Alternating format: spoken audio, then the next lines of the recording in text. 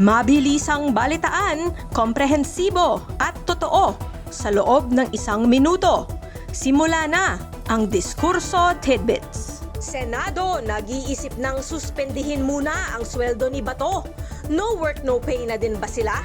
Aba dapat lang dahil sa taxpayers nang gagaling ang sweldo nila. Money down muna! $1 billion bago ka makalusot sa plea bargain. Yan ang mensahe ni John Vic Remulla kay Zaldico. Estudyante sa Lipa, Batangas, muntik mabaril ng dahil lang sa doorbell prank. Hindi na ito harmless prank, lalo na kung may posibilidad na makasakit o mas malala, makapatay ng kapwa. Naaalala niyo pa ba ang Sergius Chocolate? Magbabalik na ang Pinoy favorite na ito ngayong 2026. Balitang mabilis, komprehensibo at totoo. Yan ang Diskurso Tidbits.